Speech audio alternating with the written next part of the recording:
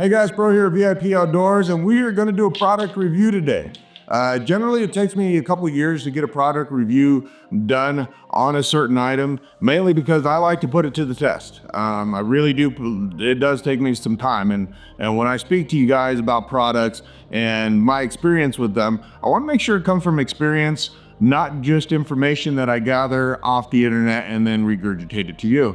So we are going to be talking about the Edge 360 rods today. The Edge 360 rods were launched, I'm gonna say 5, 6, maybe 7 years ago. I do not recall, but I was approached by Edge a few years ago to, hey, give them a shot. And I did. You know, one of the very first things that drew me to an Edge rod was it was sold to me on the idea of durability.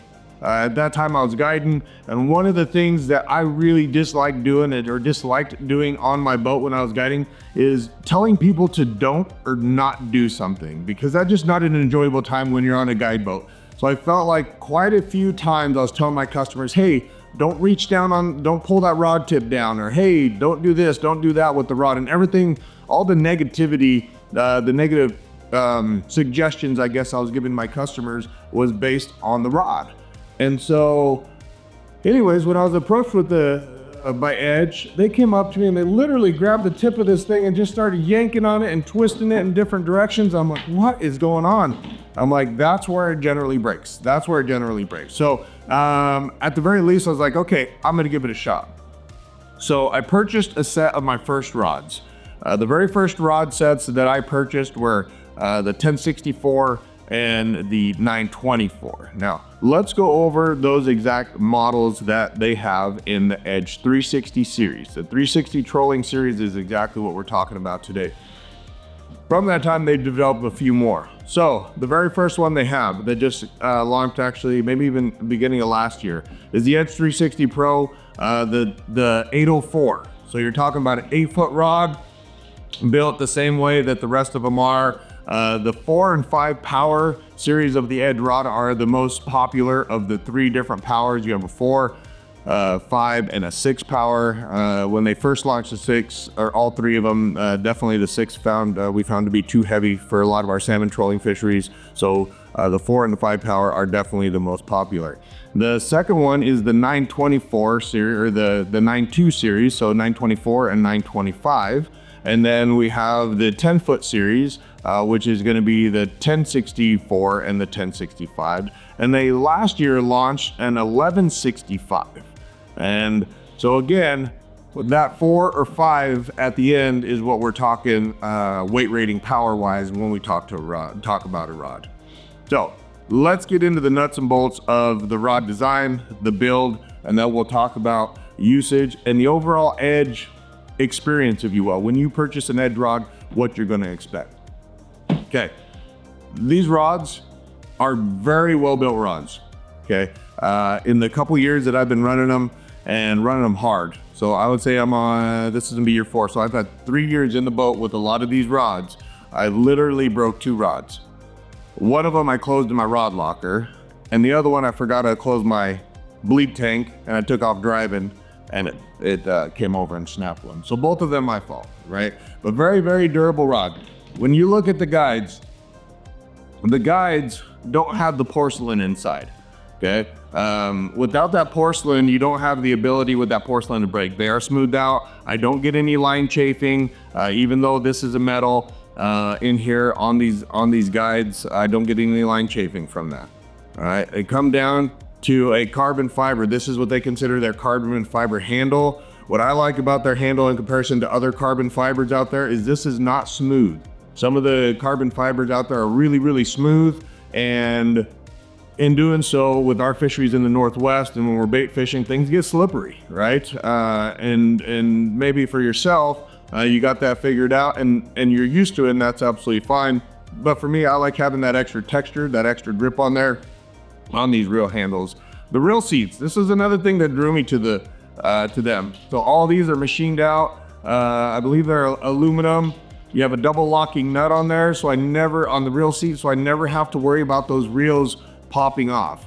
A lot of times with people, if you're an experienced fisherman, you don't have that happen a lot. But I know when a lot of the salmon rods first started getting into the next models like with Lamaglass and a couple other manufacturers, Shimano, there was issues with the reel seat not being able to hold onto the reel, not so much because of the reel seat design, but because of user error, I guess I'll call it, or the way people were using it, especially inexperienced people. You would take the rod, or they would take the rod and reel and almost reel against themselves and move the rod one way and the reel the other, and that would cause the reel to come off in the middle of fighting a fish, and that was a little bit of a chore. So really like these reel seats. The overall weight of the rod, it's definitely a little bit heavier than some of the other rods out there, but it's a trolling rod, so I'm not overly concerned when it comes to the weight of the rod.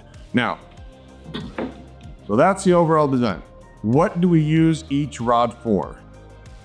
They were designed for a lot of different reasons. There was a lot of input I know that went into designing each rod.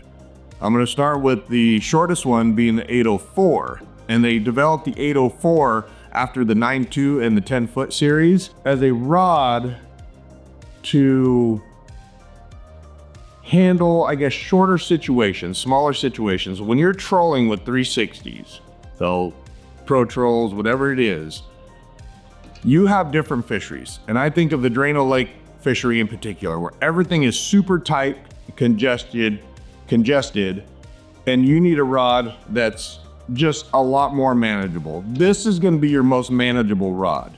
It's gonna be easy for people to manipulate, move, get out of the way. Hands down, the most user-friendly rod in the entire series. What I personally used it for is, number one, that short fishery in Drano Lake, okay? Number two, if you have a smaller boat and you fish by yourself, this is a rod for you, all right? It could be the rod for you. Because what happens when you're fishing by yourself and you have to net a fish by yourself, when you lift and create that pendulum effect where that fish comes into you, the higher you lift, the less power you have. So with the shorter rod, you don't have to lift as high for that fish to pendulum into your net. So if you fish by yourself, you're a smaller vessel where maybe you can't take a step back to get out to that fish, this is definitely something to consider. I personally use this rod in addition to 360 fishing quite a bit for spinner fishing. Just straight inline spinner fishing or shrimp spinner fishing, everything in line without a 360. It's an amazing plug rod. Really, really good plug rod for salmon, flatlining things, or just sitting on anchor with the weight in the spinner. It gets into this backbone right away. I'm very happy with that. I've also used it for stripers down in Northern California and dragging plugs around, some of those heavier like our reef runners, our predators, things like that. A great rod for that as well. Plenty of backbone, can handle big fish. So that right there is going to be the first and shortest rod of the Edge 360 series. The second one we're talking about is the 924 and 925. The 924 is one of the first rods that I purchased, and I purchased it with the idea of buying a very soft, sensitive rod. And when I think about soft, sensitive rods, I think about spring Chinook in the Northwest, where I have to have my bait as still as possible. So no matter what my vessel is doing, because of boat chop, wind chop, whatever it is, it can be bouncing up and down. I need that boat to be perfectly still. So the way I do that is I combine lead with a rod that's a little bit softer on the top third or top half, to where that bait stays completely still. And then when a fish that's a little bit more lethargic and lazy, like a spring Chinook, comes up and chews on it, they could not feel that tip, but we see that rod start to load up. And then it as that bite develops and you start driving away from that fish, the rod starts to load up from the tip all the way into the power section, which is going to be into the middle of the rod and bottom third, and that fish does not have a chance. When it comes to all the trolling rods out there I've seen for spring Chinook, I would say my hookup ratio and landing ratio is one of the highest I have ever had when using Edge 360 rods. Okay, so that is one of the benefits when it comes to spring Chinook fishing. Now, it's a 360 rod, so you're probably asking, well, is that enough rod for the 360 application? Answer is yes, to a certain extent. When we're 360 fishing, one of the variables in the entire system is weight. And how much weight are you putting on there to troll?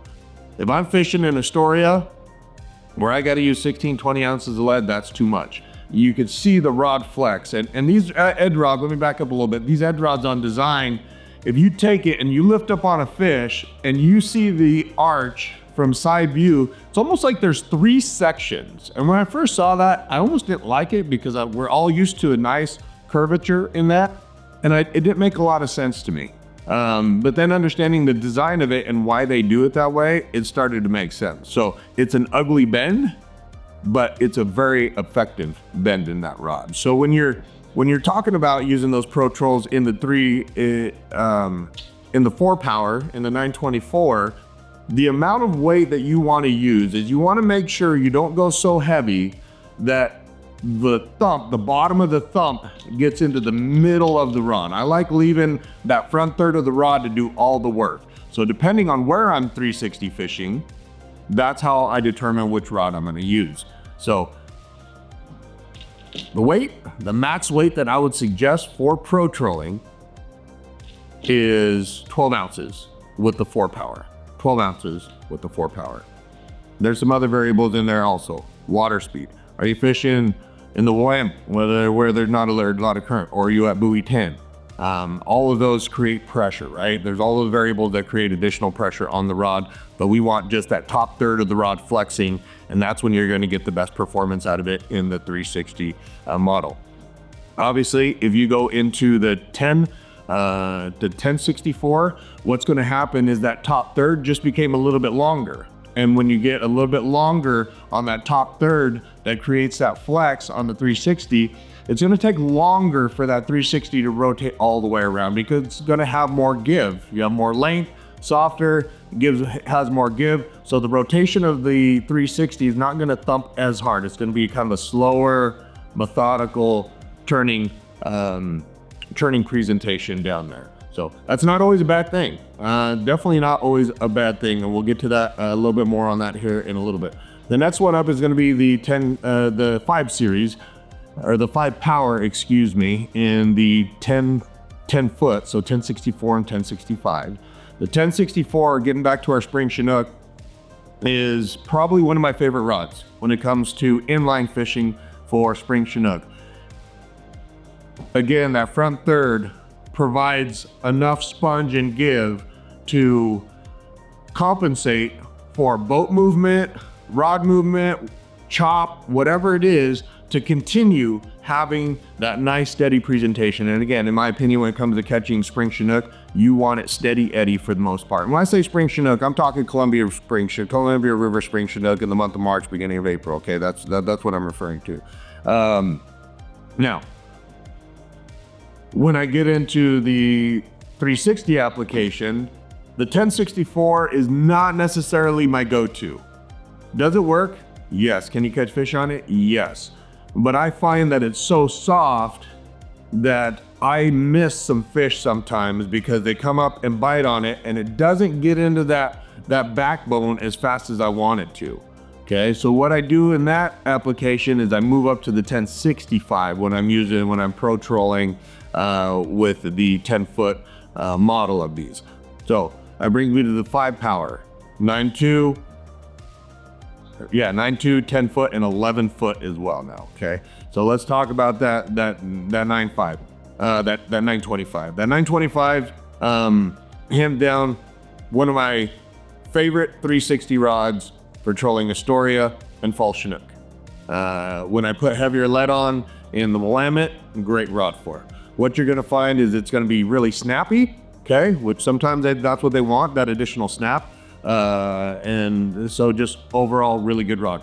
A little stiff in my opinion for spring Chinook fishing, for inline spring Chinook fishing. But it also lends itself very well to inline trolling out there at buoy 10.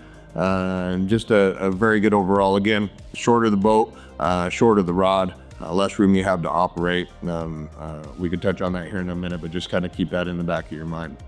The 1065 has probably become the most popular trolling rod that Edge sells, and for good reason. That 1065 gives you a combination of everything we just spoke about. Because it has that longer tip on it, it is a little bit more forgiving in the spring Chinook application where you have a little bit less weight on there. It's not as forgiving as the 1064, but it still is forgiving. When it comes to pro trolling or 360 fishing, you can put any lead on there that you want. Because of that length on the tip, it's gonna allow for that snap, and it's gonna keep that snap in the top third of that rotation in the top third of the rod. So therefore it is probably the most and one of my favorites for 360 fishing wherever I go. Okay. The challenge with that longer rod, the 1065, is just what we spoke about a little bit ago when you're trying to net a fish by yourself. That rod could be a little bit cumbersome when you're in tight quarters, trying to maneuver it in the right direction, right? Because remember, the higher we lift, the less power we have. So when we lift high, that fish feels less power, it dives, it's tough to get underneath that pendulum, right? So if you fish with other people, maybe you're super experienced, whatever it is, that's something to consider in that 10-foot model, okay? And last but not least, their newest is gonna be the 1165. And the 1165 is something that's brand new. I got my hands on it probably late spring last year. I think it has one application. I really do. And that is for spring Chinook on my bow, running perpendicular to the boat. That's gonna be the most forgiving, the softest. It is in the 5 power, but because of that even more extra length, those extra 6 inches now, it's still gonna provide that forgiveness that you need to provide that nice, soft, smooth presentation. When it comes to the 360 fishing, I don't know. I haven't tried it yet. I'll be completely honest. I haven't tried it in that fishery yet. But that's a challenge. That rod, that's a lot of rod. That's a really long rod, and that can be challenging for people to handle that rod, you know. And so anyways, those are gonna be my suggestions for the fisheries and how I use those different rods in different applications. You know, take that, make it your own, kind of filter through it, and really evaluate the scenario that you fish most commonly in, right? If you're a Willamette guy and you fish the Willamette 90% of the time and the Columbia River 10% of the time, well, gravitate towards something that's going to be a little bit more applicable to you. So in my mind, that's going to be like a 924, right? Or a 1065. Both of those I think would lend themselves really, really well. Okay. If you're running a little smaller John boat or fishing out of a drift boat even, really consider that 804. That 804 is going to have plenty of power to hold up to, I haven't dangled 16s off of it yet, but there's no doubt in my mind you can put 14s on there and be just fine. Okay. That is a lie. I have put 16s on there. I put 16s on this at Drano last year, and it did just fine. Just fine. So smaller boat, smaller application, really consider that shorter length rods. Now, those are all the ways that I use the rod. That's how the rod design works. I spoke a little bit about kind of the 3 sections, the top third, providing that forgiveness, sensitivity. The middle third helps it kind of get that hook set up. And then once it's into the bottom third, it's game over. But what you have to be very aware of when you order a rod from Edge, and you have to be okay with this when you order a rod from Edge. We are used to buying rods in this manner. This is the way we've always done it. We walk into Fisherman Marine, we walk into Bob, we walk into England's, wherever you walk in and you see a rod and you're like, oh, I've heard of that rod, or that rod looks nice. And you pick it up and you wiggle the tip like this and you go, I like that rod. Number one, I don't know what the rod wiggling tip does. I've done it. I used to do it all the time. It just feels right. You have a feel for what you're looking for. And that's why one of the reasons you purchase it, right? You're like, oh, I need a rod that could cast a little heavier lead. Well, you want something with not as much wiggle, right? So anyways, where I was going with that is that's not the way it works at Edge. The way it works at Edge when you purchase a rod is that you order a rod. You prepay for that rod.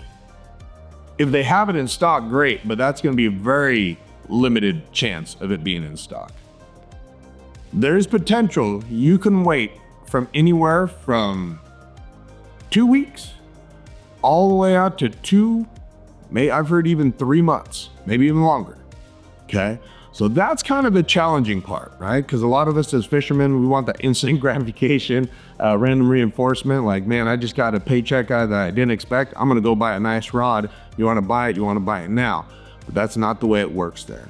Okay. So you got to be okay with that. You got to know that going into the purchase of one of these. I spoke about the durability of the rod. The durability of the rod. Yes, I think I do own, what do we got? 14. I have 14 Edge 360 rods. Actually, excuse me, a couple more with these 804s now. But I've only had 2 breakages. And again, both of those were my fault. And in those breakages, what happens is, are they a lifetime warranty? Yes. What does that mean? What does that mean? Okay. That means you take it in. You tell them what happened. Be honest. Tell them what happened. They will decide whether they cover the entire cost of it, a fraction of the cost of it, or none of it. Okay?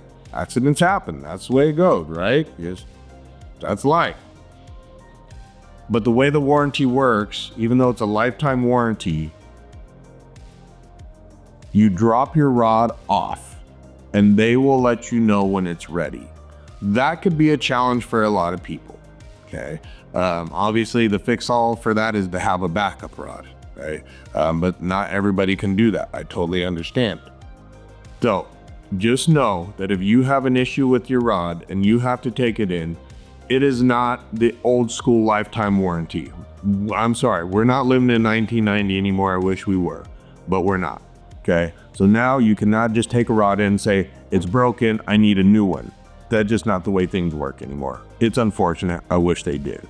Okay. Not to plug my own company, but that's what we do. If the spinner, someone thinks it sucks, send it back. I'll give you another one, right? But nonetheless, that's not the way that's not only Edge, that's a lot of people. That's the way it works across the overall arena now. So anyways, guys, that's my quick rundown on the Edge 360 series. Again, we got them in the 804. We have them in the 924, 925, 1064, 1065, and 1165. And I hope that helps. If you have any questions, feel free to drop them in the comments. I know people are going to bellyache about Edge. I totally know they are. I bellyached about Edge because, yeah, I want my rod right now, right? I know that. You don't got to say it. Everybody, is what it is. But if you have a legitimate question about a rod, please drop it down in the comments, okay? Now, I know what you guys are thinking. Oh, well, you get rods for free and you're getting paid to talk about this. No, I'm not. No, I am not. I am on a level playing field with every product that I use out there and have the choice to use, okay? This is my choice to use these rods. And after using them for a couple years, that's the information I have for you guys on the build, on the usage, on the company, how you buy them, and the warranty. Overall, great rods, super happy with them. I do think they're worth the money because of the longevity that I get out of them. Again, I've had rods for 3 years. Buying rods for 120 bucks, great, but I felt like I was buying those every year, right? Now we're talking about $300 rod that I've had for 3 years going on 4. So just things to consider, guys. Hey, but thanks for watching. You got questions, again, drop them in the comment. Stay cool out there, man, and we're gonna catch up with you soon. Thanks for watching.